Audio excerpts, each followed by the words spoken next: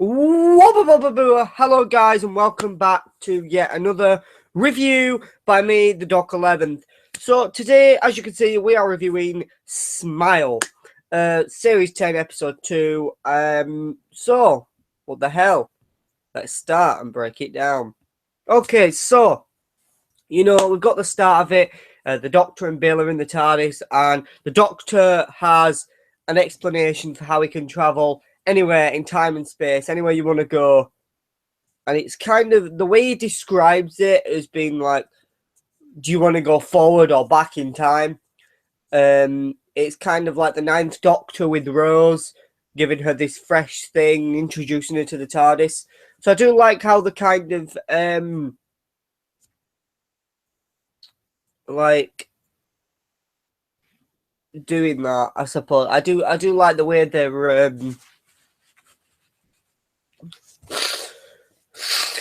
sorry, you'll have to excuse me, I've got a cold and it's early morning.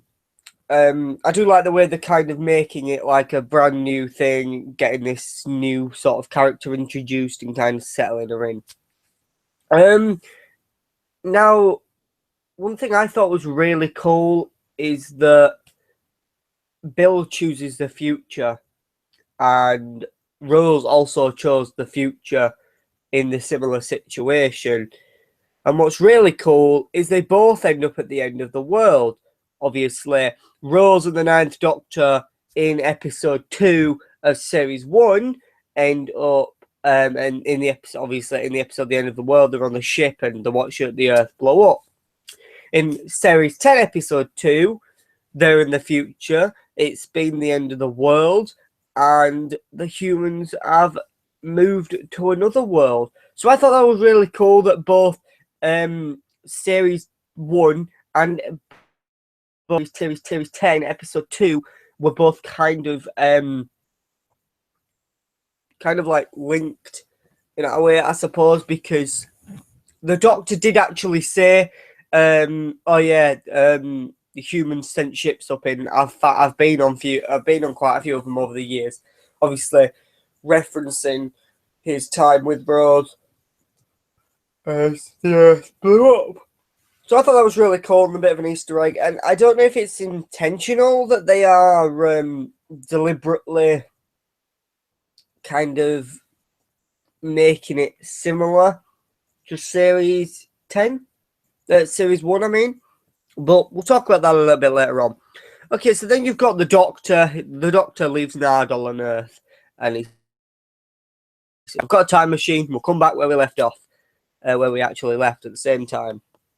But obviously, as we know later on, that doesn't happen. But I think it's cool that he's kind of left Nardole so that then you can kind of see this dynamic. I think that they realised that if they kept Nardole there, you wouldn't be able to focus on Bill as a companion as much. So having her kind of with the Doctor itself, without Nardole, that is going to work. And I did like that. Now, what I thought was really cool, when the Nardole first knocks at the door, it sounds like the sound of drums. Obviously, kind of like the Master and the sound of drums. And that was really cool because obviously John Sim is returning. And obviously the heartbeat of a Time Lord, Phonox. It just, and the fact that episode 4 is called Knock Knock as well, I thought that was really, really cool. Yeah, and then the the world that they're actually on and all that white and stuff, it kind of reminds me of The Girl Who Waited, but the architect of the Doctor episode, I think it's Midnight. Yeah, the episode Midnight, just it seems like paradise. Obviously, the Doctor calls it paradise, but it's not actually paradise. But then again, it could be an Easter egg to the 13th Doctor being Chris Marshall because he was in Death in Paradise. But I doubt it. I thought that was pretty cool. But the fact that they did a good job kind of blending this futuristic world with this with the Welsh cornfield.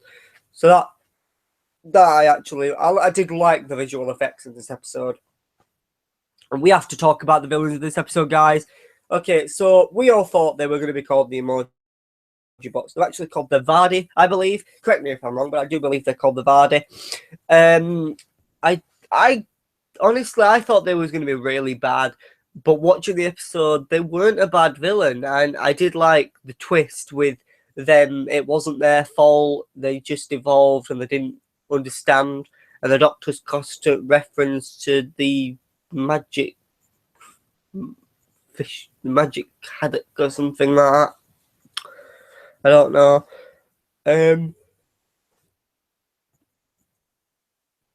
So I did think that was really cool, and I did like the way they did that. The episode overall did seem very fast paced, which I don't like it when there's an episode that's really fast paced. Like last week's felt really fast. This week's felt really fast. I feel like if this week's had been a bit slower, I'd have enjoyed it a lot more. But I did enjoy it. I was completely immersed in it. I probably could watch it a couple more times. Like, there are some episodes of some seasons that you just think, I can't watch those episodes ever again. They're just not good. But this episode is one of the ones I could watch again, just as I could watch the pilot again. Here's hoping episode 3 is going to be decent. But so far, they've been good episodes, and I'm looking forward to next week. Okay, one thing I did like was Bill's constantly asking the Doctor questions, but he's not answering us straight away, you know. He's kind of like, he's busy doing his own thing in his own little bubble like the Doctor always is, and Bill's there doing the curious kind of questioning, so that we kind of, because obviously the idea of a companion in Doctor Who is that we're the companion, we see everything through the companion's eyes, and the companion asking questions then gives us the information that we need to be able to go forward with the episode. But I like how she's quizzing him about why is it a police box. And what I didn't like is the fact that normally the Doctor at this point would say, well, it could be anything, but my chameleon circuit broke. But I don't think he ever did say that in this episode.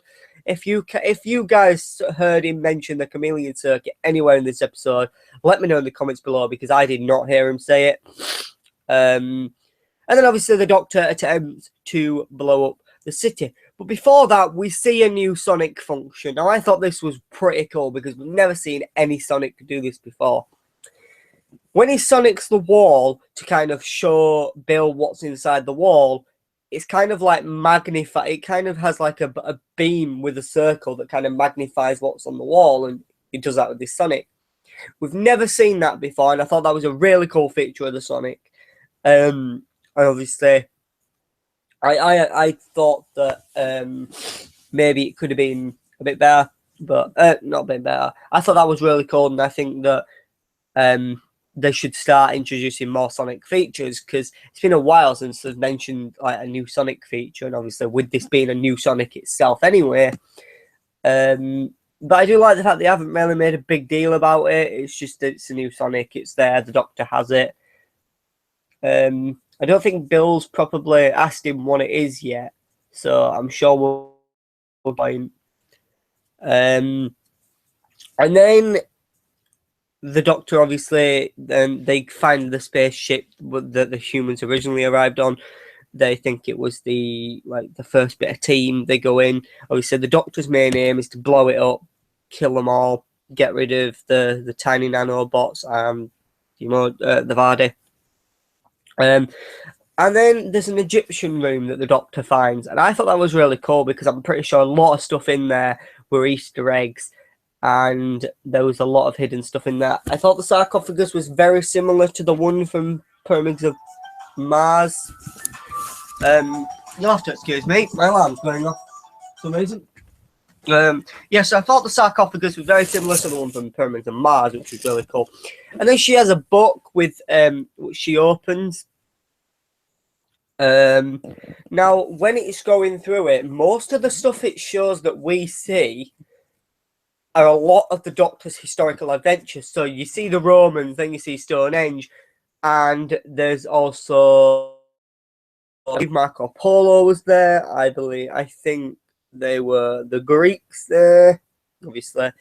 I think there was Pompeii somewhere in there, but I'm not sure. I wouldn't be surprised if it wasn't. And then obviously you get to the end of it, and Vincent van Gogh's face is there. Then it shows World War Two, World War One, World War Two, which obviously we know the Doctor's been to World War One. Obviously World War Two with the victory of the Daleks.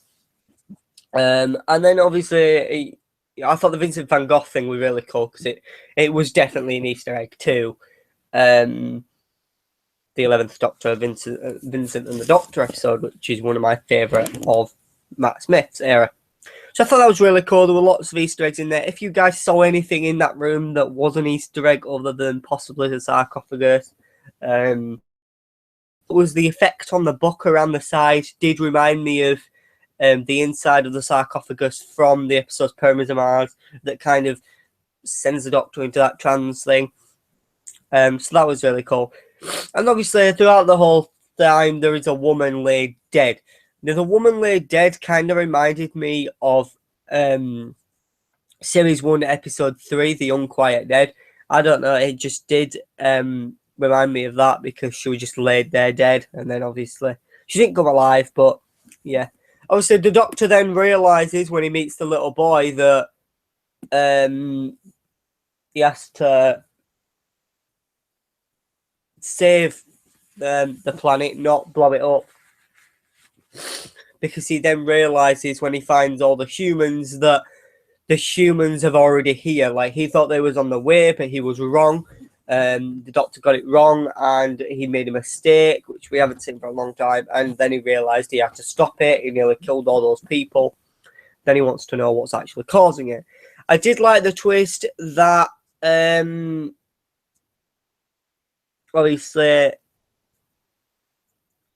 grief was actually the reason why people died. So we're not going to have a zombie apocalypse in years to come, guys. People are going to start dying, and then we're going to be upset, and then we're going to die because of grief and unhappiness. And I did like the fact that that kind of made the Vardis like not understand what was going on, and they just thought that if they eliminated unhappiness, then everything would be fine. But that wasn't their fault. It was just the way they developed, and they killed people because of that, which then did anger the human race when they found out, and because of their grief, they was angry, they were upset. And then they start attacking, and there's a bit of a fight, but then the Doctor reboots the entire Vardi race. But the one thing that annoyed me was that this is how he fixed it. He used his sonic screwdriver to fix everything at the end of the day. I don't like when the Doctor has to use the sonic to fix the episode, like to put everything right, he has to use the sonic. But in this episode, he did. Now, with it being technology, I can kind of put that aside because the Doctor does use his sonic on technology, which is why I can't wait for him to see Wood villains again. And I did think that the possibility of maybe I didn't like him using the sonic to fix it, but I suppose I can excuse it because it was technology, but still find a better way. Yeah, so then the Doctor does a negotiating with Vardy. We have a bit of a funny moment where he goes, "Would you like to discuss rent?" Then pound signs pop up on the emoji's eyes, which I thought was really cool. I did think, I actually laughed at that. I thought that was quite fun. And I do think the Vardy are really cute, and I really want a Doctor action figure of them, and I'm hoping their emotions will be able to change, and it won't just be one fixed smile emotion. Anyway, so then obviously the Doctor takes Bill back to Earth, and obviously he thinks it's where they left off, but there's a problem. When she steps out of the door, you see it's snowing, and they're in Victorian London, which is, I believe it's 1814. And there is an elephant on the Thames, and it's frozen. And we know from what we've heard before and the next time trailer, that there is a monster inside it. I did like how the 2 episodes linked, and I'm glad that we finally, like, they're not just giving Bill this 1 episode alone with the Doctor to be the companion. I think that's good, and I will like that a lot. I'm kind of warming up to Bill. I'm still getting used to her, but I'm warming up to her. What I thought was really cool is, you know how I said earlier that episode episode 1, episode 2, this episode, was very similar to the End of the World episode with Rose in series 1. But what I thought was really cool is that episode 3, this series, is in Victorian London. Just like episode 3 of series 1, dead. So I thought it was really cool. The Doctor has a habit of going to Victoria, London, but the fact that series 2 is also kind of about the end of the world. Series 10 is also, episode 2 is kind of about the end of the world. Series 1, episode 2 is the same. Series 1, episode 3 is The Unquiet Dead, set in Victorian London. Series is obviously the next episode, Thin Ice, set in Victorian London. But then what I thought was really cool is that I looked at it a bit more, and episode 1, obviously episode 1 of series 1, the pilot of the reboot series, was set entirely in London, in Rose's hometown. Episode 1 of series 10, the pilot, was set entirely in Bill's hometown, or wherever she was. It was all set in that one place. They never left Earth. And I thought that was really cool to be able to compare that. And also, just like in the 11th hour, you're in Amy and Rory's town for the entire episode. So that was really good. I really enjoyed the episode. I thought maybe the Doctor could have fixed it a little differently. But other than that, the Vardi / emoji bots, whatever you want to call them, they were really cool. I liked their design. And I wasn't disappointed with the episode. It was better. It was better than I imagined it to be. I was really angry when I found out they were doing emoji bots. But I'm actually quite satisfied with the episode. It wasn't a bad episode, but it wasn't the best episode. Overall, I'd probably give it an 8 out of 10 because it was really good. And I do like all their little comparisons. I don't know if any of you have mentioned, anyone else has ever mentioned this, of how a lot of these episodes so far are very similar to Series 1. And I do see that with Series 10, their idea was to reboot the show in a way. And so by copying Series 1, that might work. Okay, so let's talk about news.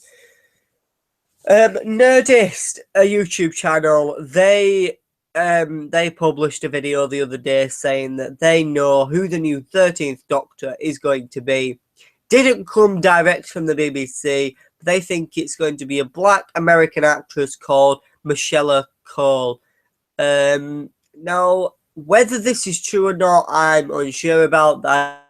I believe they have cast the 13th Doctor now. But obviously there is a bit of speculations with, is Chris Marshall the Doctor? But that's just the Sun and the Mirror publishing things like that. I don't think, however, that Michelle Cole will be the 13th Doctor. I'd have no problem with it, but I don't think she will be the Doctor.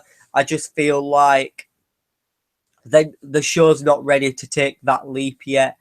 And eventually maybe they will, but I do feel like they're not going to do it yet because I think they believe.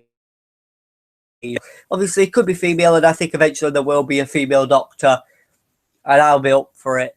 But I don't think they're going to do it just yet. I think they're going to wait, especially not with Chris Chibnall's kind of brand new series. I feel like it'd be a bad move to make because it might not go down as well with fans, and then he'll look bad.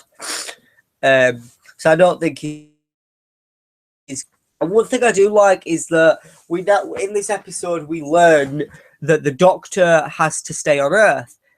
He made an oath and he is stranded on Earth, just like the third Doctor, which was in his final series. You know, he's stranding on Earth. It's for the entire time, the third Doctor.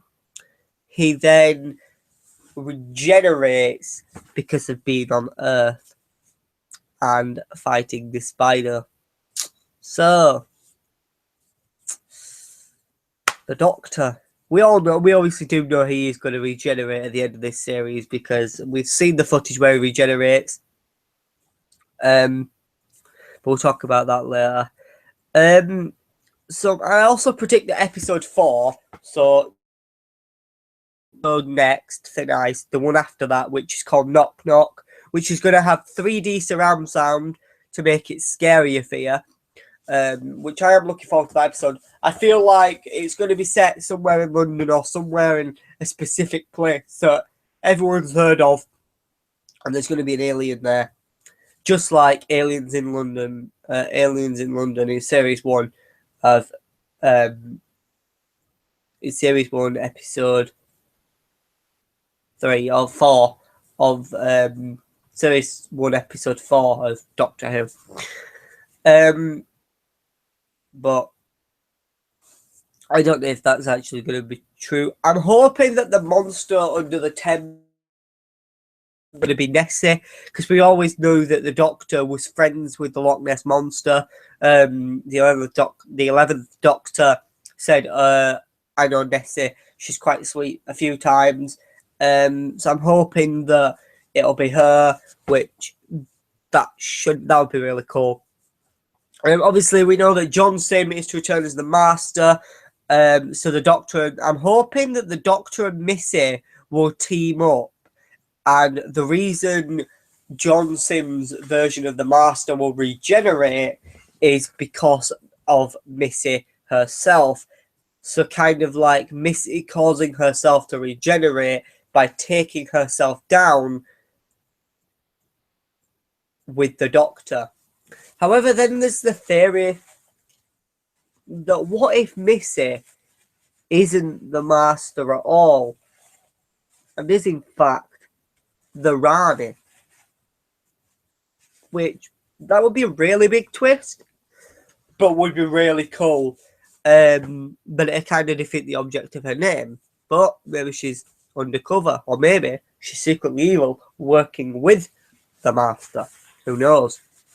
Then I'm hoping that at some point before the 12th Doctor regenerates, Susan will cameo in some kind of way. Yeah.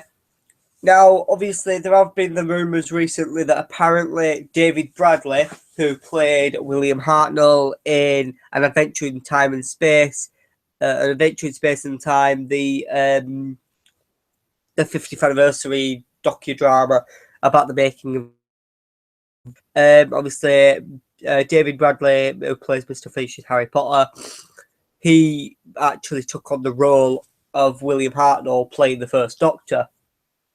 And there are rumours that he's actually going to return to actually play the Doctor, the first Doctor in this Christmas special, which would be really cool, and I would love that to happen. And then they could have Susan cameo, which would be really cool.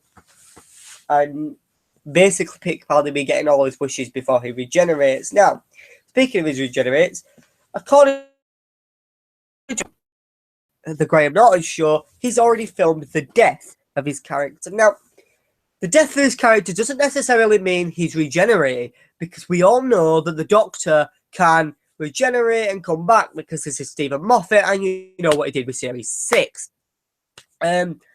Obviously we've seen the clips from the trailer where it's, but is it possible that the Doctor will regenerate in the Christmas, in the finale, but the Christmas special will then go back in and kind of like leave us on a cliffhanger? So the Doctor regenerated to Chris Marshall or whoever's going to play the Doctor at the end of episode 12. We cut to black. That's it. We get a teaser for the Christmas special. But the Christmas special is actually set before he regenerates. And it's kind of like an extra story within series 10. And then that leaves us then an hour gap. And then we have to wait to find out what the new Doctor's really going to be like in series 11. So that'd be really cool if they do that. I'm not sure if they would. Let me know what you guys think. I enjoyed this episode. Don't forget, comment below, leave a like, comment below if they're definitely called the Vardi. If you saw any more Easter eggs in the Egyptian room or any Easter eggs throughout that I had missed. Tell me if you also think that it's making it very similar to Series 1 episode-wise and setting-wise. Let me know what you think about the rumours about Michelle Cole playing the 13th Doctor and if you think that is true. And let me know your theories on Johnson returning as the Master and what you think, if you believe the rumours about the first Doctor and what you think of that if it happens. So, leave a comment down below. I've been the Doc 11th and I'll see you guys next time when I review episode 3, Thin Ice. Thank you for watching. I've been the Doc 11th and I'll see you next time. Goodbye for now, guys. Goodbye.